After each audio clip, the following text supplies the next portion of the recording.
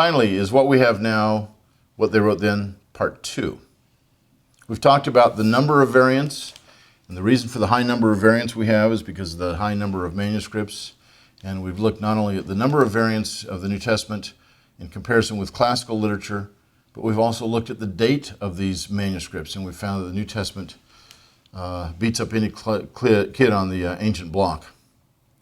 But one question that we want to wrestle with that Sir Lee Teabing raised early on in Dan Brown's novel is, has the Bible been translated and retranslated so many times that we don't know what it originally said?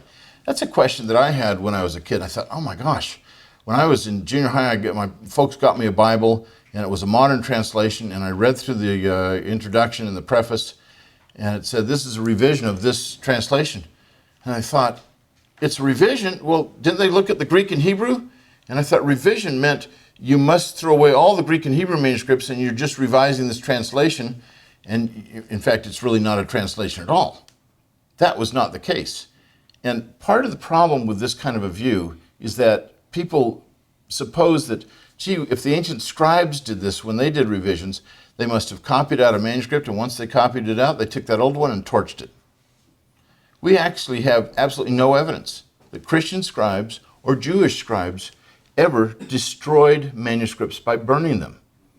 If they were Christian scribes with Christian manuscripts, especially with Scripture, the most reverential thing to do would be to bury those manuscripts. Put them in a geniza, in a storeroom, in jars, in caves like the Dead Sea Scrolls, or next to cemeteries like the Nag Hammadi codices, where those documents were not orthodox, but they still mention the name of God. And they would not burn these manuscripts. But when it comes to looking at the Greek New Testament, here's another way for us to look at this. When you think about the translation of the text of the New Testament, we can go back to the King James Bible, and let's look at that. Over 400 years ago, the King James Bible was done, and the New Testament was based on 7 Greek New Testament manuscripts, the oldest of which goes back to the 10th or 11th century. And then in 2013, now we've got more than 5,800 Greek New Testament manuscripts, the oldest of which goes back to the 2nd century. So we have almost 1,000 times as many manuscripts that go back almost 1,000 years earlier, some of them, than what the King James translators used. So the bottom line is that as time goes on, we're getting closer and closer to the original text. We're not actually getting farther and farther away. We're not destroying these manuscripts. We still know those 7 manuscripts that Erasmus used when he published his text. They're still around. It's not that they were destroyed, they were just copied and he wrote all over them, but still we know where they are. Well, let's think about the nature of the variants. What kinds of variants are there? Well, first of all, over 99% make virtually no difference at all. In my estimate, it's actually 99.75% make virtually no difference at all. For example, you can think about the differences in spelling. But we know what we're saying when we spell things a little bit off. In the ancient world, they didn't have dictionaries that told them how to spell either. And consequently, they're looking at their text, and there were very creative spellers. My brother is a creative speller. One time he signed his own name on a check when he owed me some money, and he didn't spell his own name correctly. It was a little bit difficult to cash that check. Maybe that was on purpose, I'm not sure. But anyway, the ancient world didn't have people who spelled a particular way. In fact, in the modern world, until Webster came up with a dictionary, spelling was all over the map for English. So that's a very large kind of a textual problem. In fact, over 70% of our textual variants involve spelling differences. They don't change a thing. The smallest group of variants are those that are both meaningful and viable. That is, they have a good chance of being authentic. That's what I mean by viable. Meaningful, they change the meaning of the text somehow. Yet there are less than 1% of all textual variants that fit this group. The actual numbers come close to about 1/4 of 1%. But, out of 400,000, that's still about 1,000 places in the New Testament. That seems like an awful lot. 1,000 places in the New Testament, it's more than one a page is how it turns out. But when you begin to look at this and you ask, what do we mean by a meaningful and viable variant? Most of them are so trivial, you say, that's not all that significant, really. John 4:1 is a meaningful and a viable textual problem where you've got when the Lord knew or when Jesus knew. Which one is it, the Lord or Jesus? There's not a single manuscript that says when Mary knew or when Peter knew or something like that. It's always the Lord or Jesus. We know who's in view. But that's a meaningful and a viable variant. I'm going to give you a couple of illustrations of these meaningful and viable variants. Mark chapter 9:29. Here you have the disciples of Jesus coming back after they have done an exorcism or tried to do an exorcism. It didn't work. And so Jesus casts out the demon and they say, well, why couldn't we do it? And he says, this kind of demon cannot be cast out except by prayer and fasting. Now I've put of demon in there because this is what it's talking about. But the words and fasting are a textual variant. Either Jesus said this kind cannot be cast out except by prayer, or this kind cannot be cast out except by prayer and fasting. Now, when you actually look at the manuscripts, what you discover is that the older manuscripts, the more important manuscripts, don't have the words and fasting. You also discover in church history that there was a time in which fasting became more popular, and so there was a time in which that kind of a thing could easily have been added. If that's the case, this is the only place where Jesus says that certain kinds of demons are pesky enough, are strong enough that you have to fast in order to cast them out. Now, scholars look at this and they say, well, what's the harder reading? Well, the harder reading would be just prayer because it's something that is not as elaborate in terms of what needs to be done. Can you just pray these demons out? It's also the shorter reading. Now, as you can tell just by looking at me, I go with the shorter reading. Fasting is something that I don't think is original here or required at any time. But nevertheless, here's a place that's a meaningful and a viable variant, and those who are involved in exorcisms probably ought to do a little research on this and see which way to go. Here's another one that's very significant. Revelation chapter 13, verse 18. This is a verse we all know. Everybody knows this verse. Let the one who has insight calculate the beast's number, for it is the number of a man, and his number is 666. You can ask anybody on the streets of America, what's the number of the Antichrist? Oh, 666. We all know that. In fact, if you were to Google this, don't do it now, please. Pay attention to what I'm saying. But if you were to Google 666, you would see some of the wackiest stuff you'd ever find on the internet. And there's people all over the place. It would probably say 13 million hits, for 666.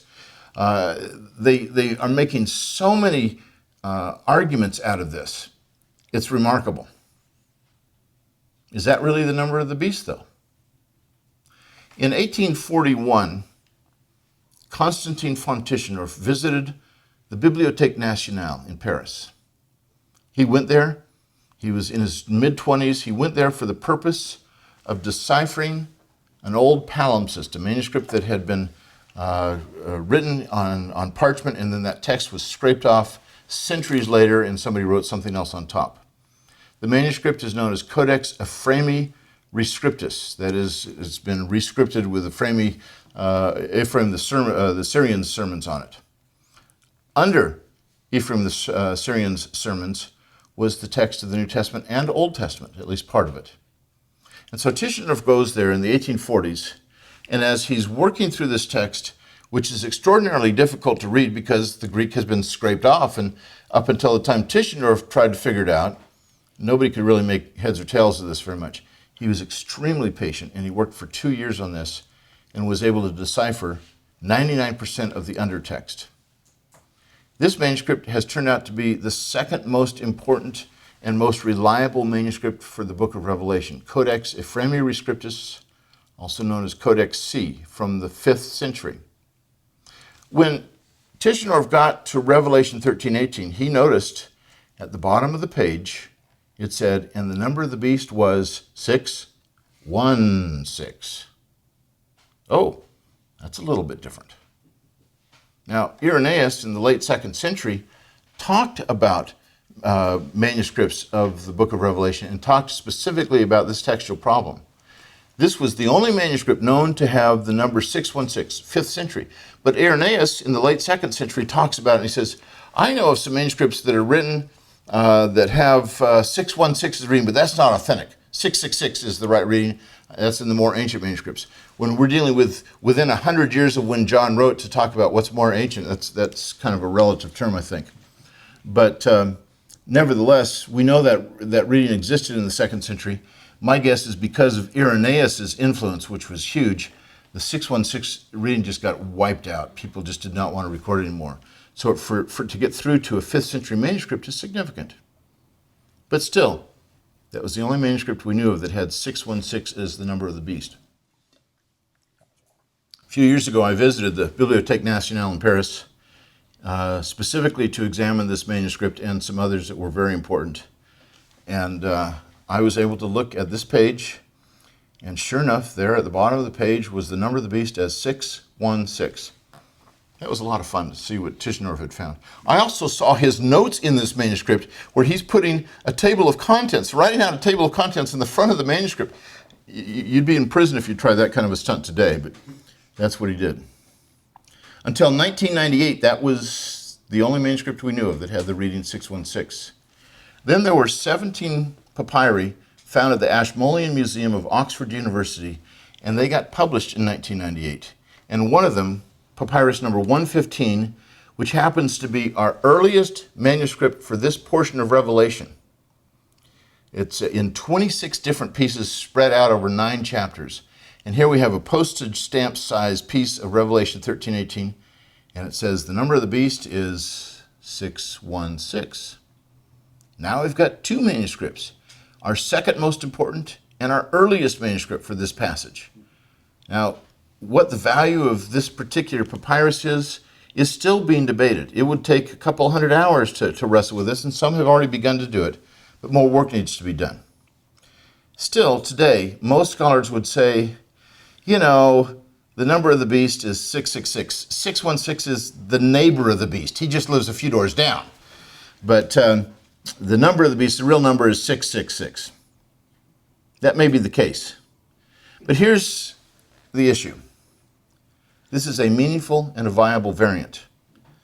I have been on 4 different translation committees or as a consultant for 4 different Bible translations.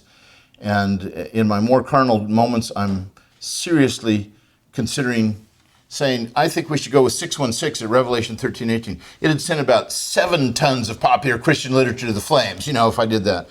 But that's in my more carnal moments. But here's the thing about this. I don't know of a single Bible college, theological seminary, theological institute, denomination, church, anything that says this as their doctrinal statement. We believe in the virgin birth of Christ. We believe in the deity of Christ. We believe in the bodily resurrection of Christ. We believe in the Trinity. And we believe that the number of the beast is 666. It's meaningful. It's viable. But it's not that important. It doesn't affect any cardinal doctrine of the faith. And that's the important thing for us to catch. Well, what theological beliefs do depend on textually suspect passages then? Well, again, we turn to Dan Brown, the great scholar, who said, or had Sir Lee Teabing say, my dear, until that moment in history, he's talking about the Council of Nicaea in AD 325, Jesus was viewed by his followers as a mortal prophet, a great and powerful man, but a man nonetheless, a mortal.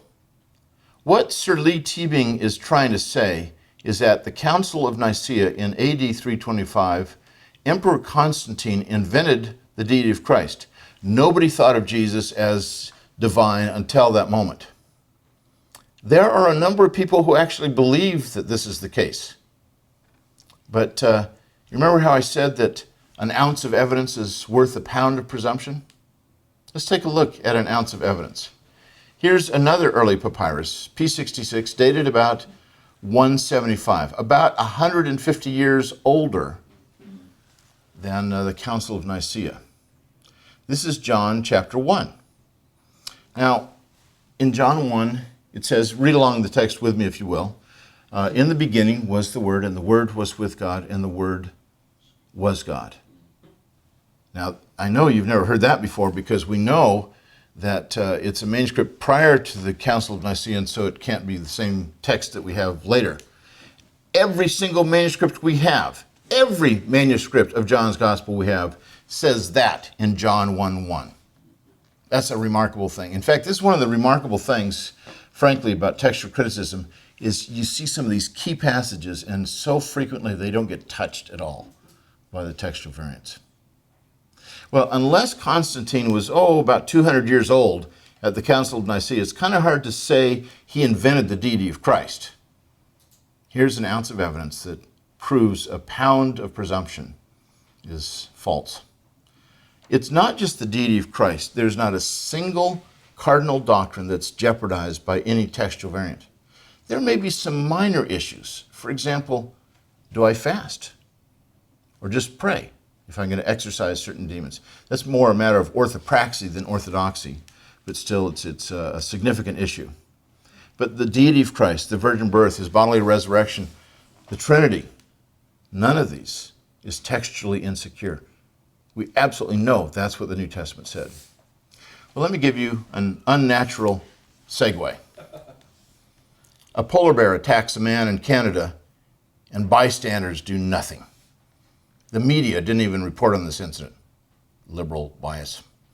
I'm sure that somehow that works in. Well, that's what you know. That's like saying, there's 400,000 textual variants among the New Testament manuscripts. Now I'll tell you the rest of the story. Here's the polar bear attacking this man. This bear attack is like the attacks on the reliability of the New Testament text. At first blush, it sounds as if the man was mauled, probably seriously injured. But when you learn the details, it's almost laughable. That's what we're really facing. Now, in Bart Ehrman's Misquoting Jesus, this book that has stood as the front piece of what atheists and Muslims and novelists are using to argue that the Orthodox changed the doctrines of the Bible. Ehrman was asked in an appendix to his Misquoting Jesus the very question that his book really raised and that what these people are saying. In the hardcover book, this appendix was not there, but later a paperback version had this appendix in it. And here was the question asked by the editors of the book. Why do you believe these core tenets of Christian orthodoxy, that means these cardinal doctrines of the Christian faith, to be in jeopardy based on the scribal errors you discovered in the biblical manuscripts? Notice what the question is asking. It's not asking, do you believe? It's asking, why do you believe? These editors who had edited his book, Misquoting Jesus, assumed that that's what he'd been saying. Now that's remarkable because Ehrman he's a very good teacher. He's a really nice guy too. But he's supposed to be a master teacher. And as a master teacher, you should not be confusing the masses. Or basically, if they are saying this, they are assuming he is arguing. Yes, cardinal doctrines are affected by these textual variants. Here's his response. Essential Christian beliefs are not affected by textual variants in the manuscript tradition of the New Testament. What? This is Bart Ehrman saying essential Christian beliefs are not affected by textual variants in the manuscript tradition of the New Testament. Tens of thousands of college kids who have come from Christian homes have abandoned the faith, and many, many, many others have abandoned the faith because of the writings of Bart Ehrman and other skeptics. Is that actually what they're saying? Maybe that's what they'd like to say. But Ehrman is an honest enough scholar to know that he really can't say that. He has no basis for saying that. And in all three debates with him, I've always put up this statement at the end, which he has never refuted. Is what we have now what they wrote then? Is it in all particulars? I don't know if it's 666 or 616. I don't know if it's prayer and fasting or just prayer. I don't know if the beginning of Mark's gospel says the beginning of the gospel of Jesus Christ, the Son of God, or it drops off the Son of God. There's several places where I'm not sure what the original is. There's several places where scholars who can agree with each other on almost everything else still aren't really quite sure. So probably not. And these New Testaments are changing over time as well. Each time you get a new edition of a various New Testament, the text changes a little bit. But is it what they wrote then in all essentials. Absolutely. Even a skeptic like Bart Ehrman says, yes, of course, the essentials are not touched by these textual variants. So I leave with this final statement: no essential doctrine of the Christian faith is jeopardized by any viable variant. And that's one that you can take to the bank. Thank you very much. I'm asking you to raise your hand and to raise it high so that my friends can see you and get to you the simple symbol of your decision. We're going to allow this time to go on for several moments. Raise your hand and raise it high so that my friends can see you. We want to be free. We want to do more. We want to lead. We want to know more. We want to grow in Christ. We want to follow His ways. In His footsteps. We want to be be disciples. disciples.